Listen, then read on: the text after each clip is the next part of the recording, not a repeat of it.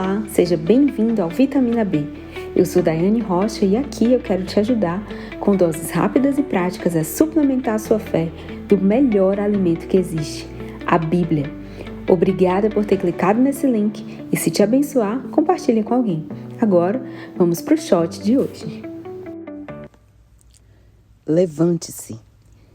Atos capítulo 22 conta um episódio da vida do apóstolo Paulo, onde ele conta o seu testemunho em Jerusalém.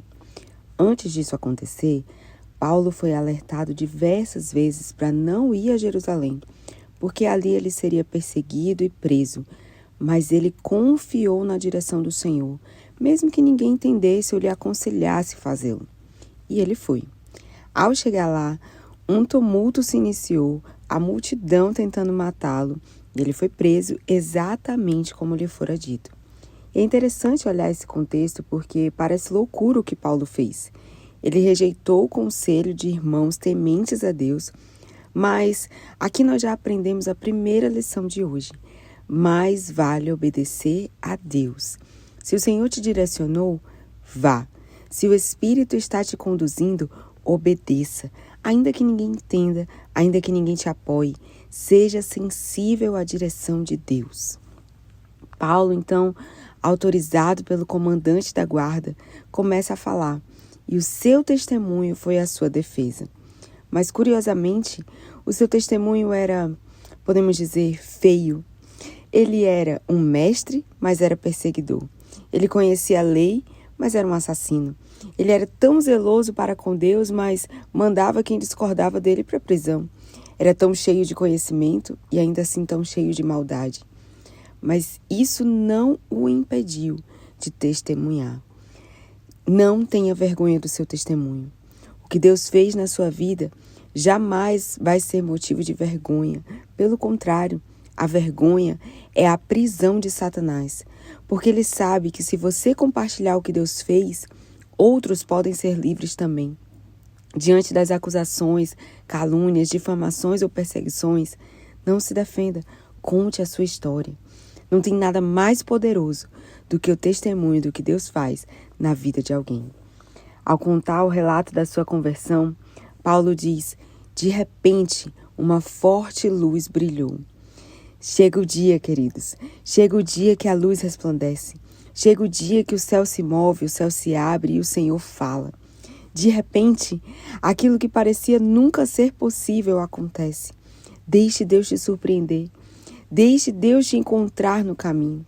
Ali, no chão, prostrado, após ouvir a voz do Senhor lhe confrontando, Paulo pergunta, o que eu devo fazer, Senhor? E essa é a pergunta que todos nós fazemos, mas nem sempre nós estamos verdadeiramente dispostos a ouvir a resposta. E por ouvir, eu digo obedecer. Quando Paulo conheceu o Senhor, ele entendeu uma coisa. Eu não posso seguir esse caminho sozinho. Os seus primeiros passos na fé foram cegos. Ele precisou aprender a lição da sua vida, dependência. Você não vai ver, mas você vai ouvir. Você não vai entender, mas você terá convicção de que é este o lugar que o Senhor te quer. Você vai se sentir sozinho no escuro, mas você terá pessoas que caminharão com você. Consegue ver agora por que foi, entre aspas, fácil para Paulo obedecer à direção de Deus e ir a Jerusalém, mesmo contra todo mundo? Paulo conhecia o caminho da dependência. Seja dependente de Deus. Isso não é uma tarefa fácil, mas é essencial na vida do cristão. Irmão Saulo. Foi assim que Ananias saudou o perseguidor Paulo quando o encontrou. O que me leva a pensar, será que nós conhecemos a Deus o suficiente para acreditar no que Ele faz na vida das pessoas? Ou a gente ainda fica com o pé atrás porque a gente sabe o histórico daquela pessoa? Não é uma questão de ingenuidade, queridos, mas de fé. Até quando nós vamos prender as pessoas ao que elas foram no passado? Até quando vamos resistir vê-los como irmãos? Até quando vamos desconfiar ou duvidar do arrependimento e da mudança de alguém? Quando Ananias encontrou Paulo em Damasco, ainda não tinha dado tempo dele mostrar nenhum testemunho de mudança. Mas ainda assim, ele o chamou de irmão. Porque ou você crê no Deus que transforma pessoas, ou a sua fé não é genuína. Talvez quando você parar de julgar as pessoas porque você não viu os frutos ainda e começar a acreditar na transformação delas, quem sabe antes delas até, aí sim elas comecem a dar frutos.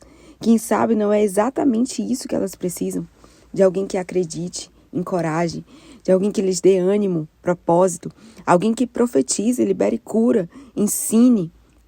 Ananias não demorou para conduzir Paulo pelo caminho da verdade.